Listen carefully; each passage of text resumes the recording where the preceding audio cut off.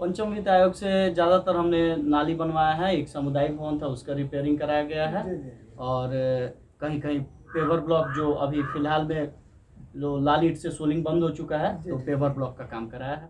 जल जीवन हरियाली से हमने पोखरा का निर्माण कराया है, प्लस बहुत सारे नाली बनवाए हैं। और फिलहाल में अभी मतलब जब मार्च और अप्रैल का समय था, उस टाइम हमने नहर खुदवाया है, नहर सफाई करने का काम कराया है और पानी सफाई करने का काम कराया है। तो क्या आपके इन सभी कार्यों को देखते हुए आगामी चुनाव 2021 में आपको आपके पंचायत की जनता सपोर्ट करेगी? एकदम सपोर्ट करेगी, बहुत अच्छे से सपोर्ट करेगी।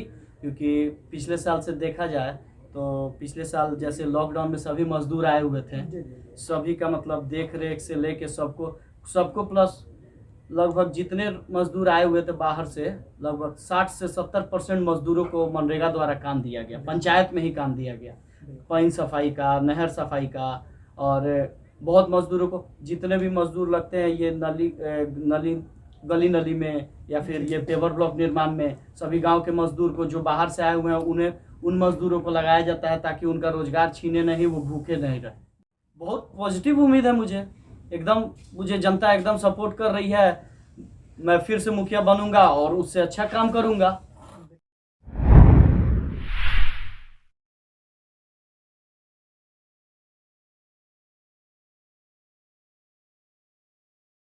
नमस्कार, मैं अनुराग कुमार शर्मा और आप देख रहे हैं डेली लाइव न्यूज।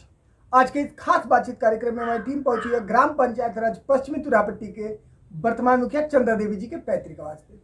जानकारी के लिए बता दूं, जो बगल में बैठे हुए हैं चंदा देवी जी के पुत्र सह उनके मुखिया के कार्यकाल को देखने वाले उनके प्रतिनिधि इंजीनियर शिवम कुमार उर्फ राजा बाबू है। जी हाँ, पूरे पंचायत की जनता इनको राजा बाबू के नाम से जानती है। तो आइए रूबरू होते हैं इंजीनियर राजा बाबू से और जानते हैं कि विगत 5 वर्ष में इन्होंने कितने कार्यों को धरातल पे उतारा है, जिसमें सबसे अहम मुद्दा मुख्यमंत्री जी का ड्रीम प्रोजेक्ट गली नाली और नल जल होगा। इसके साथ साथ हम लोग सभी विधायकों से जानेंगे कि कौन से मत से कौन से कार्य को इन्होंने धरातल पे उतारा है। तो सबसे पहले चैनल से जुड़ने के लिए बहुत बहुत धन्यवाद है राजा बाबू। आपका भी बहुत बहुत धन्यवाद और आपके सभी व्यूअर्स को भी मेरी तरफ से बहुत बहुत धन्यवाद।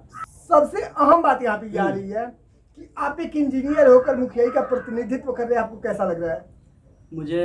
मैं एक इंजीनियर होकर मैं अपना चाहता तो जॉब में जा सकता था, लेकिन बिल्कुल। मुझे जनता की सेवा करना पसंद आया, तो मैंने सब कुछ अपने जॉब छोड़ के यहाँ आज मुखिया का मतलब आज मुखिया प्रतिनिधि हूँ और सभी कामों को देखता हूँ अपने पंचायत में। तो जनता से रूबरू होकर, जनता से मिलकर आपको अच्छा लगता है, तो लाइव के माध्यम से जनता भी देख रही है और ये बात जनता जानना चाहती है, आपके विगत 5 वर्षों के कार्यकाल से जनता खुश है?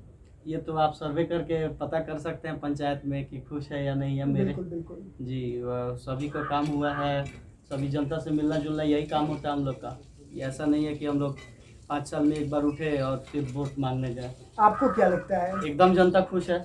आखिर क्यों आपको लगता है कि जनता खुश होगी? उस टाइप का काम हो गया अपने पंचायत में, जो बहुत गरीब पिछड़ों का, और जहाँ बहुत 20 साल 25 सालों से प्रॉब्लम था, रोड का, नाली का, सब बनवाया गया है और बहुत सारे काम हुए हैं पंचायत में। तो राजा आप बहुत सारे कामों का दावा कर रहे हैं, तो पंचम वित्त आयोग से आपने कौन कौन से कार्य को अपने पंचायत के धरातल पे उतारा है? पंचम वित्त आयोग से ज़्यादातर हमने नाली बनवाया है। एक सामुदायिक भवन था, उसका रिपेयरिंग कराया गया है। और कहीं कहीं पेवर ब्लॉक जो अभी फिलहाल में जो लाल ईंट से सोलिंग बंद हो चुका है, तो पेवर ब्लॉक का काम कराया है। तो राजा बाबू, आपने पंचम वित्त आयोग से तो इन सभी कार्यों को धरातल पे उतारा, फिर आपने 14वीं वित्त आयोग से क्या क्या किया है? 14वीं वित्त आयोग से हमने शुरुआत में ही, जब हमारा 7 निश्चय योजना को अभी लागू नहीं किया गया था, उस समय 14वीं वित्त योजना से हमारे पंचायत में पीसीसी हुए और बहुत ज़्यादातर पीसीसी हुए और कुछ चापाकल गाड़े गए थे। उस टाइम 7 निश्चय योजना आया नहीं था। 7 निश्चय योजना से पहले आपने चापाकल का भी कार्य किया। लेकिन 7 निश्चय की आप बात करें तो बिहार सरकार का अब तक का सबसे बड़ा प्रोजेक्ट कोई है तो मुखिया कार्यकाल में तो वो 7 निश्चय योजना है। तो 7 निश्चय योजना से आपने कौन कौन से कार्य को धरातल पे उतारा है? 7 निश्चय योजना से सबसे महत्वपूर्ण सरकार की योजना है जल नल योजना, जिसमें लगभग सभी मतलब मेरे पंचायत में लगभग 10 वार्ड हैं, 9 वार्ड में लगभग काम पूर्ण है, 1 वार्ड में थोड़ी प्रॉब्लम चल रही है। 2 से 3 दिन में काम पूर्ण हो जाएगी, आंशिक पूर्ण काम है और लोगों को पानी मिल रहा है। और 7 निश्चय योजना से पक्की गली और नाली का निर्माण किया गया है।